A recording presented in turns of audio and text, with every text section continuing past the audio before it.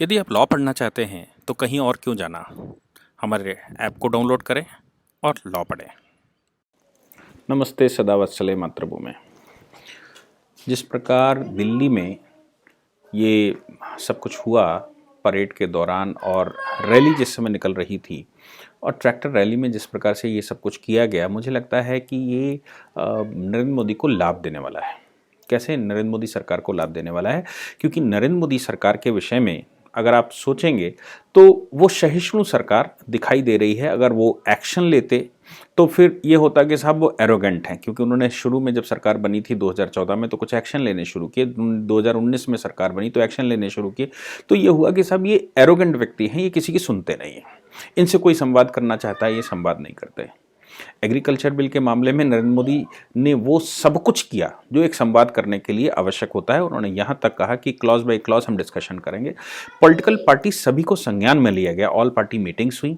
Standing committee में ये matter पहले भेजा गया 2018-19 में, और स्टैंडिंग कमेटी में 31 सांसद जो लोकसभा और राज्यसभा से थे, लगभग सभी पार्टियों के सांसद थे। ऐसी कोई मेजर पार्टी नहीं थी जिसके सांसद उसमें उपस्थित नहीं थे। उससे पहले एक model APMC contract farming act बनाया गया था, जो राज्यों को कहा गया कि भाई आपको आपके पावर है, आप इंप्लीमेंट करिए क्योंकि आपका सब्जेक्ट है। राज्यों ने उसको इंप्लीमेंट नहीं किया था, इसलिए ये एक स्टैंडिंग कमेटी बनाई गई। स्टैंडिंग कमेटी ने रिकमेंडेशन किया कि राज्य इसको इंप्लीमेंट नहीं कर रहे हैं। अब ऐसी सिचुएशन में राज्य इंप्लीमेंट नहीं कर रहे हैं तो केंद्र सरकार के पास क्या सोल्यूशन है? तो उन्होंने इस कमेटी ने ही सजेस्ट किया कि आप एक हाई लेवल कमेटी बनाइए मुख्यमंत्रियों को लेकर। तो 7 मुख्यमंत्रियों को लेकर एक कमेटी बनाई गई। उन 7 मुख्यमंत्री मतलब उस समय के मौजूदा मुख्यमंत्रियों को लेकर एक कमेटी बनाई गई, और जो मौजूदा मुख्यमंत्री थे उनमें कांग्रेस शासित मध्य प्रदेश के कमलनाथ शामिल थे। उसमें कर्नाटक में उस समय कांग्रेस के समर्थन से चल रही एचडी कुमारस्वामी की सरकार के एचडी कुमारस्वामी शामिल थे। यानी कि ये नहीं कहा जा सकता कि इसमें केवल बीजेपी वाले या बीजेपी शासित प्रदेशों के मुख्यमंत्री थे। कुल मिलाकर जो मेजर पार्टियां देश में शासन कर रही थीं उनके मुख्यमंत्रियों के साथ बैठक हुई।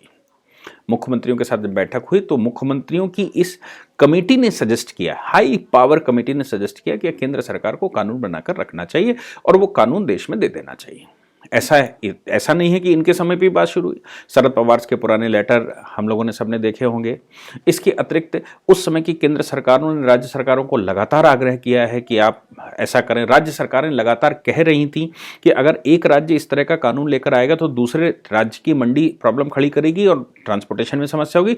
इसलिए केंद्र, चूंकि 7 मुख्यमंत्रियों ने रिकमेंडेशन की, 7 राज्यों ने रिकमेंडेशन की, तो केंद्र सरकार ने कॉमन कानून बना दिया। कॉमन कानून बनाने पर लोकसभा राज्यसभा दोनों से वो पास हुआ। दोनों से जब पास हुआ तो जाहिर सी बात है कि पार्लियामेंट का रिप्रेजेंटेशन था, पूरे देश ने उसको पास किया। अब इसी दौरान पंजाब में कुछ ग्रुप ने इस पर प्रदर्शन करने शुरू किए। अब वो प्रदर्शनों का आलम ये था कि पंजाब के कुछ सिख नेतृत्व करने वाले किसान रहे होंगे, नो डाउट। उन्होंने प्रदर्शन करना शुरू किया। बाद में मालूम पड़ा कि इसमें ये थोड़ा बढ़ा तो लेफ्ट विंगें शामिल हो गई, और थोड़ा बड़ा तो कांग्रेस स्वयं शामिल हो गई, और थोड़ा बड़ा तो अकाली दल जो उस समय सत्तारूढ़ थी केंद्र में, वो अकाली दल भी शामिल हो गई, क्योंकि उनको पंजाब की राजनीति करनी। धीरे धीरे करके पूरे देश की जो एनजीओज हैं जो लेफ्ट विंग चलाती हैं, वो एनजीओज का एक संगठन बना, जस्टिस फॉर फार्मर्स और कुछ ऐसे करके, यूनाइटेड फ्रंट ऑफ फार्मर्स।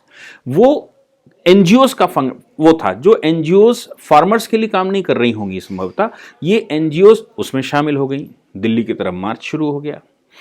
इतना जब हुआ तो इसमें अब खालिस्तानी मूवमेंट वाले शामिल हो गए, क्योंकि उनको अवसर मिल गया। सिख सामने थे क्योंकि पंजाब से मूवमेंट शुरू हो रहा था।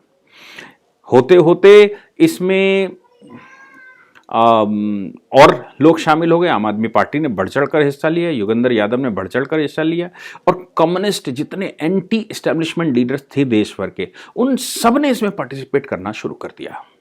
चाहे वो मेधा पाटेकर हों, चाहे वो योगेंद्र यादव हों, चाहे वो कांग्रेस के बड़े लीडर्स हों।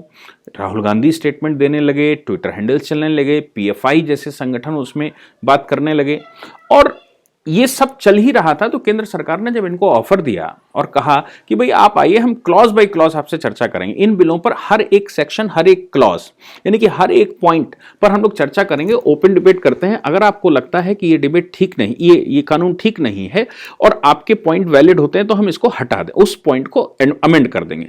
लेकिन लंबी डिमांड थी, 20 साल से लोग कह रहे थे कि ऐसे कानूनों की जरूरत है और केंद्र की कोई भी सरकार हिम्मत नहीं कर पा रही थी, इसलिए हम इसको लेकर आए। क्लॉज बाय क्लॉज डिस्कशन करने को किसान तैयार नहीं, और किसानों को भड़काने वाले, खालिस्तानी मूवमेंट रखने वाले, अब आपने कुछ नाम उसमें सुने होंगे, संधू का नाम सुना या बग्गा का नाम सुना, ये सब नाम सामने आए।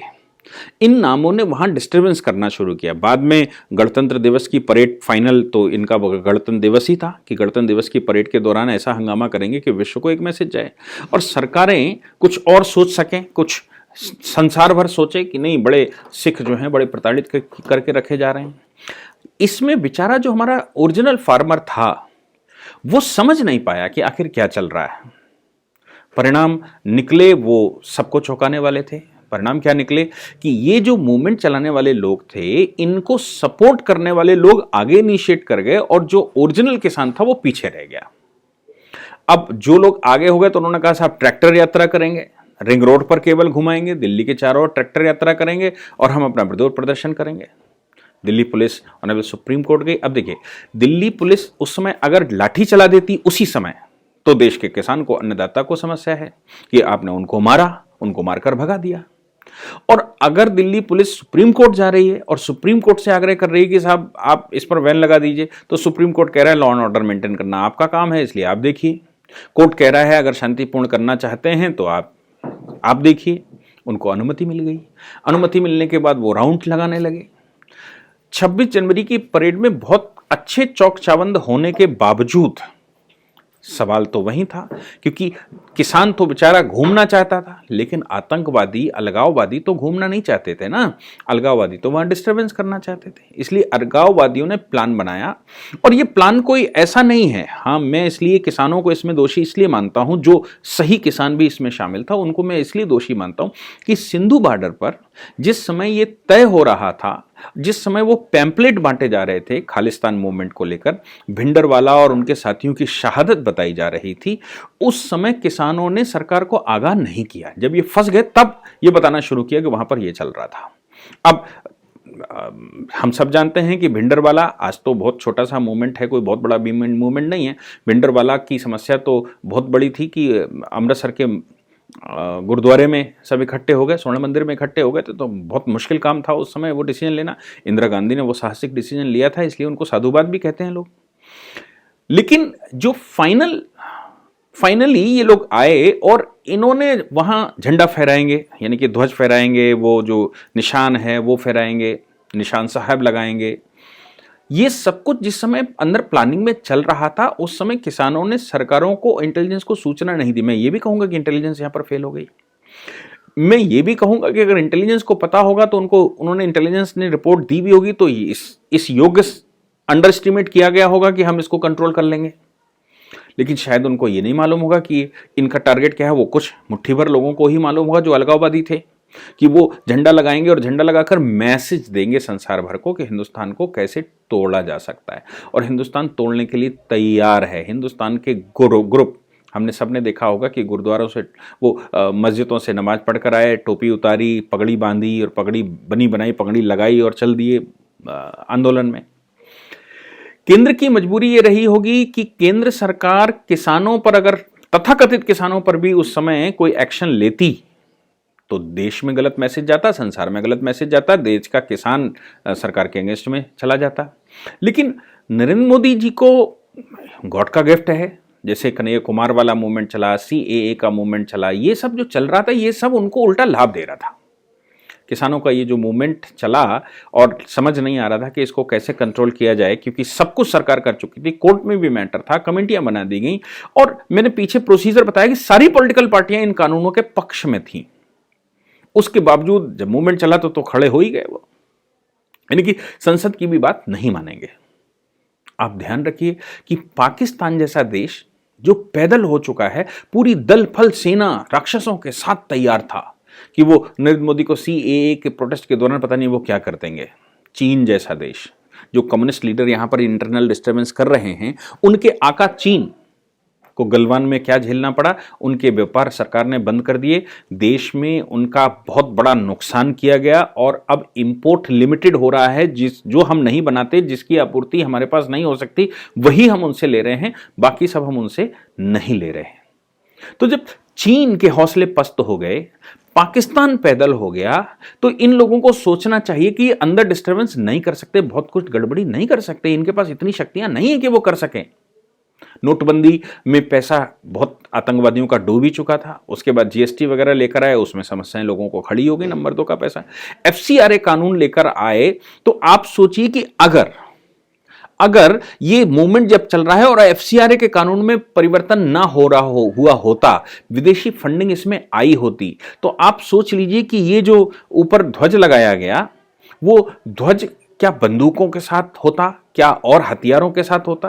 फंडिंग नहीं करने दी केंद्र सरकार ने, इसमें ईश्वर ने उनको यह तो बुद्धि दी होगी, या फिर उनको पहले से आगाह रहा होगा कि इस प्रकार की समस्याएं भविष्य में आ सकती हैं। इसलिए सरदारों की ये सिख हैं, खालिस्तानी मूवमेंट करने वाले, ये मोस्टली विदेशों में शिफ्टेड हैं और वहां से धन भेजते हैं।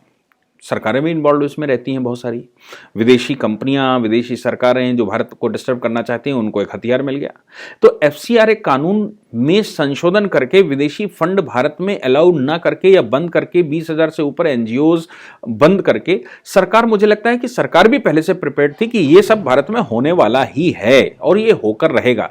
इसलिए वो जो स्टेप उन्होंने लिया वो अच्छा था। लेकिन आज ये जो कुछ भी हुआ, ये मोदी सरकार को और बल देता है। अब अगर मोदी सरकार इन पर पूर्ण रूप से लाठीचार्ज करती है और कोई भी एक्शन लेती है, तो मुझे नहीं लगता कि देश का कोई भी व्यक्ति जो उस समय किसान और फार्मर्स और अन्नदाता कह रहा था, नहीं समझ पा रहा था कि ये पीछे खालिस्तानी मूवमेंट चल रहा है, नहीं समझ पा रहा था कि ये इस्लामिक जिहादी मूवमेंट चल रहा है और ये जिहादी लोग पगड़ी बांध कर वहां बैठे हुए हैं, उनके बीच में शामिल हैं, उनको सबको बिल्कुल क्लियर समझ में आ गया होगा कि ये संप्रभुता पर हमला था, ये देश के अगेंस्ट में हमला था। देश की संप्रभुता पर हमला होना कोई भी भारतीय बर्दाश्त नहीं कर सकता। मुझे लगता है कि नरेंद्र मोदी सरकार को ये अवसर ईश्वर ने दिया और अपने आप बहुत, मैं तो ये कहूंगा कि नुकसान तो हमारा हुआ, देश की स्थिति, देश के बारे में मैसेज गलत गया, संसार को मैसेज गलत गया, लेकिन मोदी सरकार इससे स्ट्रांग होती है।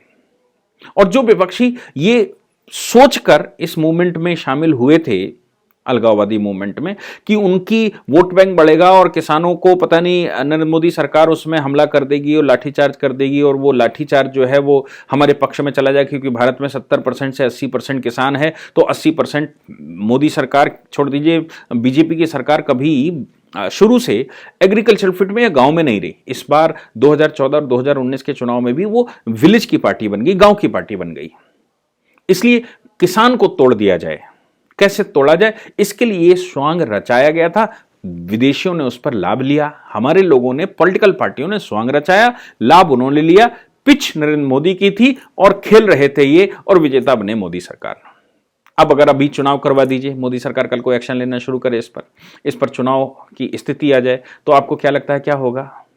मोदी सरकार हर हालत में प्लस है, क्योंकि अगर मोदी सरकार नहीं होती तो आप सोचते कि ये खालिस्तानी क्या करते आज। अगर FCRA कानूनों में इस तरह के संशोधन न किए होते तो आप सोचते हैं कि क्या करते ये आज।